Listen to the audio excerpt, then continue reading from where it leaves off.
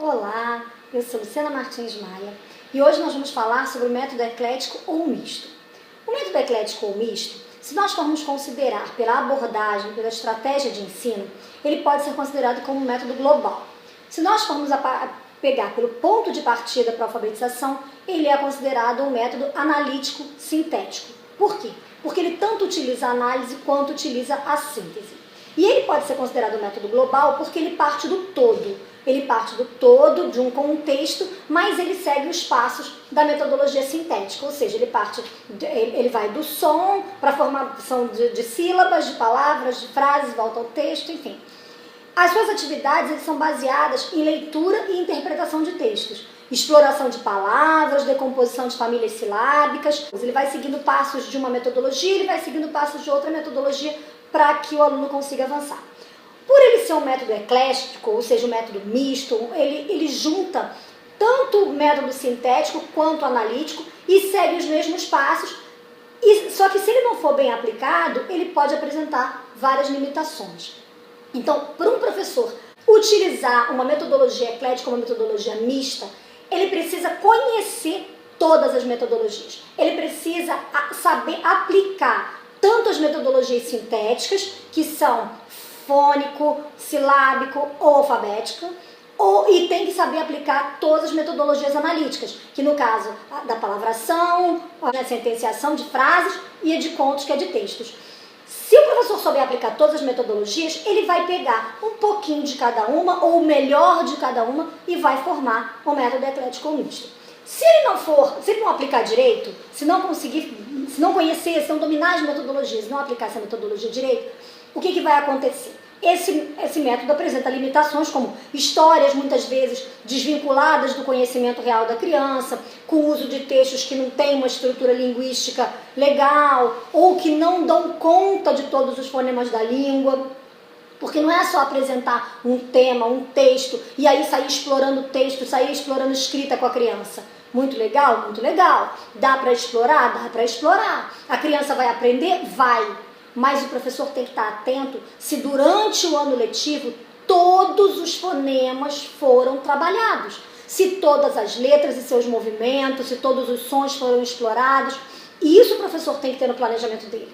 Então, muitas vezes os textos apresentam um diálogo artificial, alguma coisa que não tenha, que não puxe pela criança. Mas ele tem que ficar claro que o professor tem que ter noção se esses textos, se usando essa metodologia, ele vai conseguir dar conta de trabalhar todos os fonemas.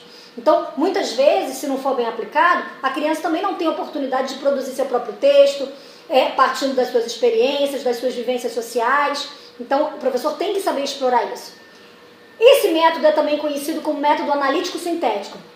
E ele se caracteriza pela exploração do todo significativo, né? Ele mostra um todo significativo e apresenta as partes simultaneamente, né? Dentro desse método, o professor ele pode partir de uma palavra, passando por uma frase, formando um texto. Por exemplo, ele pode partir da palavra casa, formar uma frase, a casa é branca, a casa é amarela, e formar um texto, ou contar uma história, criar uma história, fazer a música da casa, né? E aí era uma casa muito engraçada, não tinha teto, não tinha nada, ninguém podia entrar nela não, porque na casa não tinha chão, e assim vai. E aí, por exemplo, trabalhou essa música, retira novamente a palavra casa, para dali desmembrar ela em sílabas e explorar cada sílaba, né? E depois que da frase você retirou a palavra, chegou na sílaba, você desmembra aquilo. Você também pode partir justamente da frase, também pode partir de uma história, retirando essa palavra-chave, para depois destacar a sílaba, depois formar uma outra palavra, depois fazer uma frase de novo. Ou seja, pode ir e voltar o tempo inteiro, pode partir de qualquer lugar, não precisa ficar preso ou só ao som, ou só a sílaba, ou só a palavra. Esse passeio, som, letra, sílaba, palavra, frase, texto, ele transcorre perfeitamente, independente da metodologia, como eu já falei em outros vídeos, mas no misto, o professor tanto pode partir do texto, como pode partir da frase, como pode partir do som, como pode partir da letra, da palavra, enfim. A vantagem desse tipo de metodologia é que ele proporciona à criança a oportunidade de ser sujeito do próprio conhecimento. o professor pode partir de uma situação que aconteceu em sala de aula, de alguma coisa que a criança falou, que a criança trouxe, de uma necessidade da turma, enfim. O professor tem mais autonomia para trabalho. Ele facilita a aquisição de linguagem para crianças também que possuem um nível muito pobre nessa área. E por quê? Porque elas passam a se apoiar na pista gráfica e além da leitura orofacial ou da língua brasileira de sinais. Então, dá para explorar mais, dá para explorar a língua brasileira de sinais, dá para explorar a leitura orofacial, dá para explorar muito em termos de leitura, porque o professor tem autonomia de trabalho. Então, essa metodologia também facilita a ampliação do léxico, ou seja, a ampliação desse vocabulário na estrutura cerebral da criança, além de aumentar também as estruturas da língua, à medida que o aluno reconhece palavras, destaca sílabas, forma novos vocábulos, forma novas frases, chega a organizar uma história com começo, meio e fim. Então, ele amplia neurocientificamente a possibilidade de construção do aluno. E aí, com isso, aumenta a sua possibilidade de ganhos em relação a isso. Então, para a aplicação desse método, são necessários assim, os seguintes materiais. Vamos pensar: textos com começo, meio e fim, que vão visar a introdução das famílias ou das séries silábicas ou da construção dessas sílabas, né? Esses textos, eles precisam ser mais simples em termos de vocabulário e de estruturas linguísticas no início da alfabetização. E aí depois o professor pode ir enriquecendo o vocabulário desses textos gradativamente. Precisa de exercícios de compreensão desses textos, mesmo que no primeiro momento o aluno ainda não sabe escrever. Então, como é que o professor tem que começar? Textos simples, com interpretação através do desenho. Faz o texto, coloca um espaço e aí fala, desenha a história, desenha o começo da história, desenha os personagens da história, e aí o professor vai conseguir ver se o aluno está entendendo o texto através do desenho. Conforme o aluno for conseguindo escrever, o professor pode colocar algumas perguntas e fazer essas perguntas junto com os alunos. Os alunos faz oralmente, os alunos respondem, o professor escreve essas respostas completas no quadro e faz junto com os alunos. Por quê? Para mostrar para o aluno como é que se responde uma interpretação, como é que é a estrutura da frase. Nesse momento que o professor está trabalhando a interpretação, ele está trabalhando a estrutura da frase. Letra maiúscula, separação de uma palavra e outra, ponto final no final da frase, enfim. Ele está trabalhando essa estrutura e aí o aluno vai entendendo como é que faz. Até que depois de um mês e meio, o aluno já sabe e já consegue fazer as suas próprias interpretações sozinho. Além disso, o professor também pode usar exercícios para fixação das séries silábicas. Então, qualquer exercício que o aluno tenha que formar as sílabas, criar as sílabas, montar as sílabas, são importantes. Todo material gráfico apresentado para os alunos deve ser confeccionado com letra de imprensa, de preferência caixa alta, ou seja, letra de imprensa maiúscula, caixa alta. Para quê? Para facilitar a compreensão do aluno em termos de leitura. Porque o que a gente quer? A gente quer formar um aluno leitor, um aluno escritor, ou a gente quer formar um calígrafo? A partir do momento que o aluno já adquiriu essa estrutura de leitura, ele já consegue ler, ele já consegue escrever, aí sim pode-se passar para a letra cursiva tranquilamente. Então, no método eclético, o professor ele pode optar por não trabalhar a família silábica de forma linear, aquela coisa do mamei, mamumão, tatete, totutão, mas ele precisa explorar essa família, ele precisa explorar a letra junto com as demais vogais que compõem essa letra. Como é que ele vai fazer isso? Ele vai colocar, ele vai montar essa família, ele vai criar vai explorar essa família, mas ele, por exemplo, vai colocar ma, ele vai botar o M e vai perguntar para a criança, tá, como é que eu faço para escrever o ma? O M com A. Mas se eu colocar o M com o O, como é que fica? Fica mó. Se eu colocar o M com o U, fica mu. Se eu colocar o M com o E, fica mé. Se eu colocar o M com o ão, fica mão. O M com o I, fica mi. Enfim, ele pode construir essa família sem seguir uma ordem pré-estabelecida.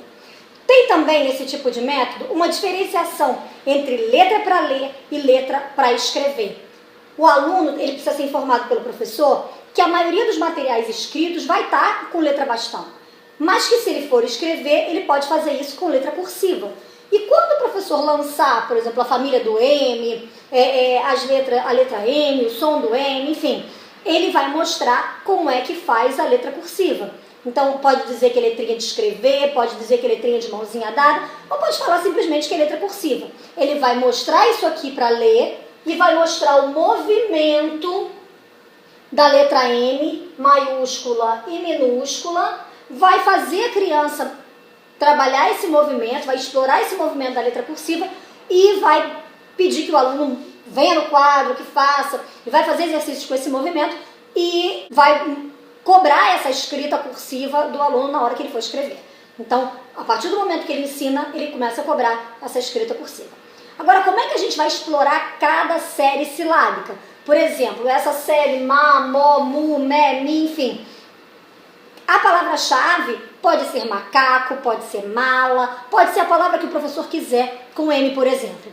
Então, primeiro, ele vai trazer uma história, vai trazer uma situação, um passeio, uma música, vai dramatizar essa música, esse passeio, essa história, né? Por exemplo, se fizerem uma visita ao jardim zoológico, o que eles viram lá, às vezes tem lugares onde aparecem macaquinhos na árvore, então pode explorar isso também, enfim, fica a critério do professor, da criatividade do professor, pegar essa palavra-chave ou explorar essa palavra-chave, né? Essa história que vai trazer essa palavra-chave, que seria, no caso, o macaco, a mala, enfim.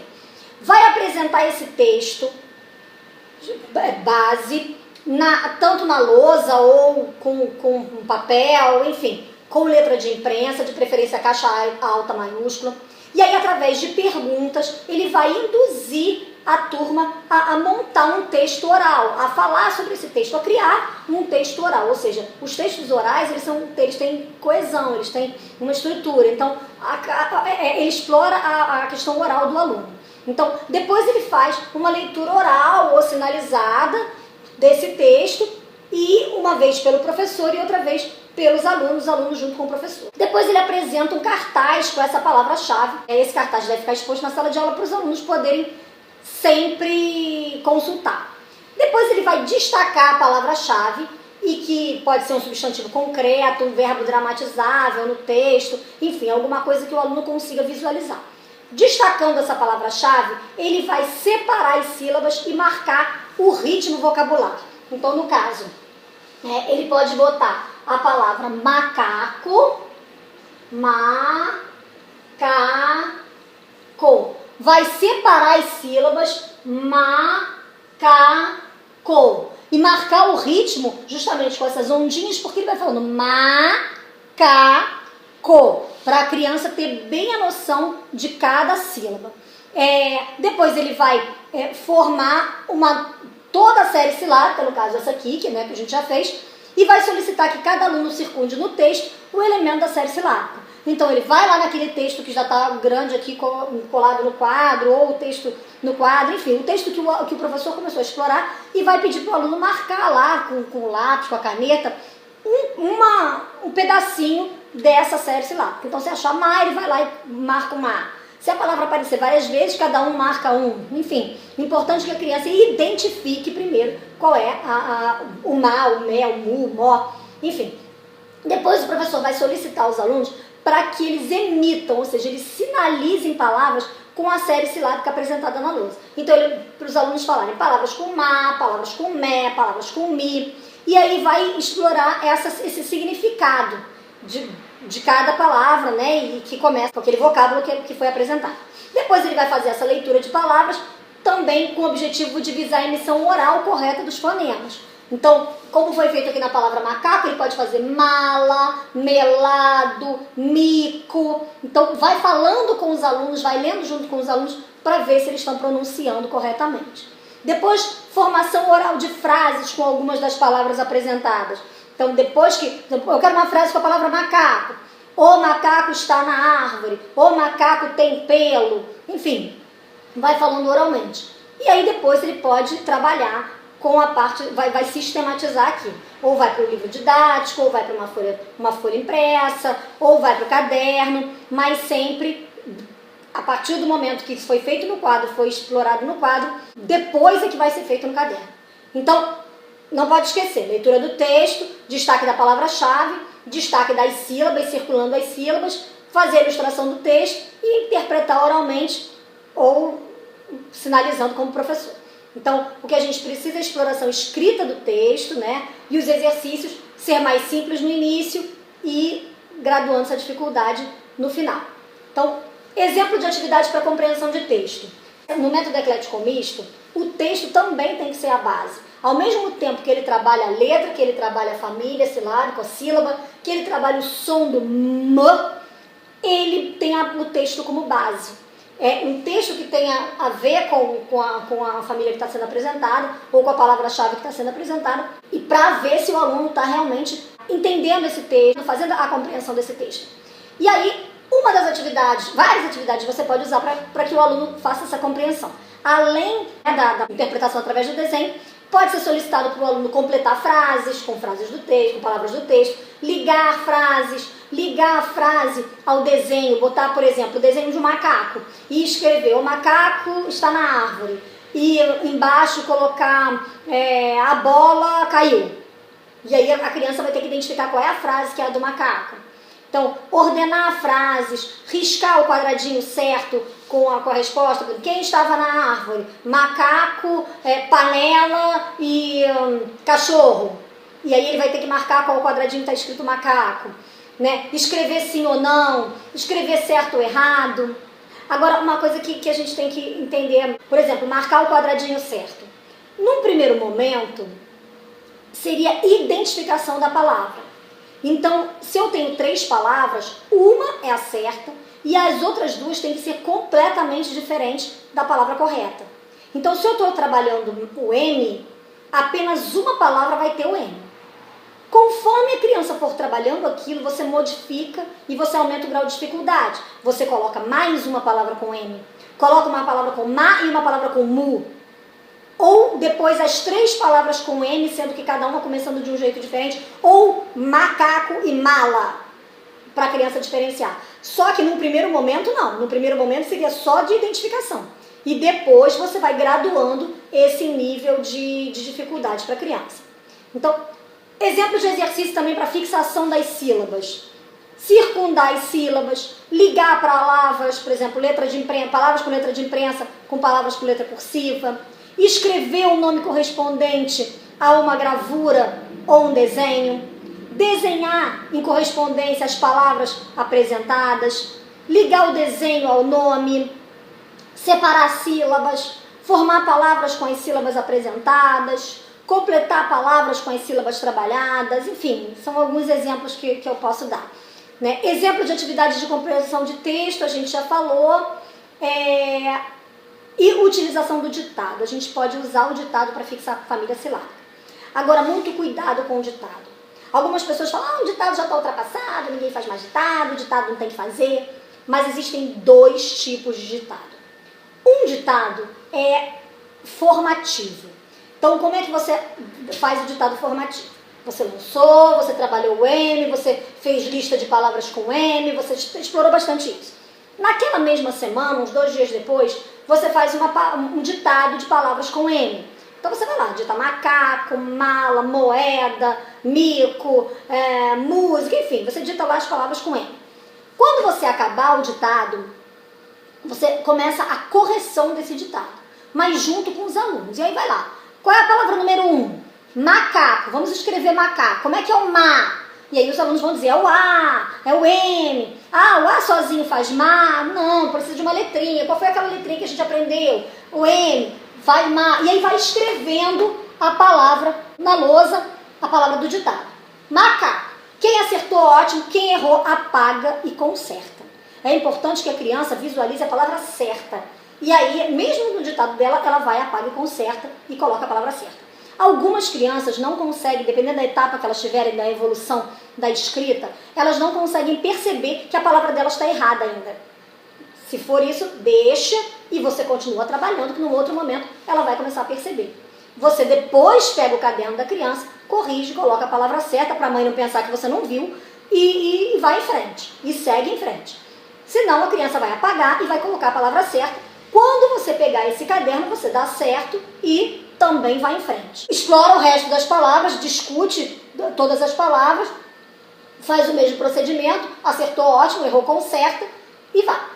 Então esse é o ditado formativo para a criança trabalhar a formação e a escrita correta das palavras. Agora, passou uma semana, você já trabalhou bastante a família M, você já trabalhou outra família, você já está lá no carro, você já está lá na frente. Você vai fazer um ditado de avaliação para saber realmente se a criança fixou esse fonema, se ela entendeu como é que escreve o M, como é que utiliza. E aí você faz um outro ditado, pode ser com palavras só com M, ou pode ser com outros fonemas que você já trabalhou. Enfim, você faz o ditado, a criança escreve, você recolhe os cadernos ou a folhinha e aí você corrige aquilo. Para quê? Para você observar quais são as crianças que estão escrevendo corretamente, quais são as crianças que ainda estão omitindo fonema, quais as que estão ainda na escrita indiscriminada, até para você perceber em que fase da evolução da escrita elas estão. Então, um ditado é formativo e o outro ditado é diagnóstico. Cada um é usado com um objetivo diferente. E ainda tem o autoditado. O autoditado você coloca a figura e da figura a criança, através da interpretação dela daquele desenho, ela vai escrever o que está escrito. Agora, atenção, você precisa considerar o que a criança viu e se ela conseguiu escrever aquilo que ela viu. Digamos que você está trabalhando a letra Z e aí você resolveu colocar no autoditado um desenho de uma azeitona. Sendo que muitas vezes no desenho não dá para a criança perceber, por exemplo, que isso aqui é o desenho de uma azeitona. A criança vai lá, olha isso aqui e escreve uva. Tá errado? Não, tá certo. Por quê? Ah, mas eu estou explorando o Z. Era digitado com palavrinhas com Z. Não importa. Importa que qual é o objetivo do autoditado? Que a criança olhe o desenho e escreva o que está no desenho. Ela viu uma uva, ela escreveu uva, então está correto. Se ela escrevesse feijão, também estava correto. Então, cuidado com essa correção, que não é o que você, professor, vê, é a criança, é o que ela vê. Você pode até dizer, não, olha, cuidado, as palavrinhas são com Z, as palavrinhas são com... Você pode até dar dica, mas se não, é o que ela viu, o que ela interpretou, porque a leitura que ela fez desse desenho vai depender da experiência que ela tem, do que ela conhece. Provavelmente, às vezes, se ela não viu azeitona, ela não conhece uma azeitona, nem lembrou da azeitona, não é uma coisa que faça parte do cotidiano dela. Então, depois disso, você pode apresentar textos suplementares sobre a mesma série silábica que você está trabalhando, né? Desenvolver os mesmos passos descritos para o texto de apresentação e fazer a fixação desses fonemas e depois partir para outros. O que eu costumo dizer é assim, não espere que o aluno fixe totalmente esse fonema para partir para outro. Você cria o seu planejamento, normalmente os lançamentos eles são feitos uma vez por semana, às vezes mais de uma vez por semana, mas essas sílabas elas se repetem, esses fonemas eles se repetem em várias palavras. Então você não precisa esperar a criança fixar totalmente o M para você passar para um V, para um F, para um outro fonema qualquer. Você pode lançar, trabalhar, fixar e ir para outro fonema e depois você acaba voltando explorando esse. Muitas vezes no dever de casa ou em outras atividades. Agora, a seleção dessas séries silábicas para o método eclético ou misto, ela pode obedecer a um critério definido pelo professor ou pode estar baseada na facilidade de aprendizado dos fonemas pelos alunos e nas dificuldades que esses alunos encontrem sobre o ponto de vista auditivo e visual. O que é importante é que fonemas muito parecidos, eles não sejam ensinados em seguida. Então, M, logo depois o N, B, P, D, T, fonemas que sejam parecidos tanto no visuais como auditivamente. Então, são considerados pontos e modos de articulação, traço de sonoridade, nasalidade, tudo isso precisa ser considerado na hora de lançar esses fonemas. Né? Não se deve colocar numa sequência próxima sílabas que desenvolvam pares mínimos homorgâmicos, como PB, TD, FV, BM e assim por diante. Então, a gente precisa ter cuidado em não apresentar as formas próximas, como eu falei, os grafemas que têm a mesma forma, que só se diferenciam quanto à posição no espaço. Por exemplo, quando a gente coloca P, B, Q, D, então fica muito parecido e a criança às vezes não consegue diferenciar uma coisa da outra, se ela não tiver bem explorada essa questão da percepção visual. Então, como é que a gente pode trabalhar também a consciência fonológica? A consciência fonológica para a criança desenvolver mais essa parte de escrita e de leitura. Bom, atividades de consciência de palavras, como cortar palavras num provérbio, atividade de rima, atividade de síntese silábica, ou seja, criar novas palavras a partir de uma palavra já existente. Então, por exemplo, a palavra verde fica ver. Né? Música, poesia, parlenda, trava-língua, tudo isso são recursos que podem auxiliar no desenvolvimento da consciência fonológica. E aí é preciso a gente chamar a atenção da criança para que os segmentos sonoros da língua oral sejam sempre explorados, né? Sílabas, rimas, aliterações, sempre chamar a atenção da criança para esses segmentos sonoros. Então, o professor ele precisa estar atento, ele precisa explorar som, letra, sílaba, palavra, frase, texto. Ele precisa fazer esse passeio o tempo todo. Ele precisa se certificar que a criança está emitindo corretamente o som do fonema. Se a letra está sendo feita corretamente, a grafia está sendo feita de forma correta. E se a criança está conseguindo montar essas sílabas com autonomia e criar novos vocábulos a partir do que já foi aprendido. Então, isso é muito importante, independente do método que se use. Método analítico, método sintético, método misto, né, analítico-sintético, tudo isso o professor precisa trabalhar com consciência, com planejamento e com organização para que tudo dê certo.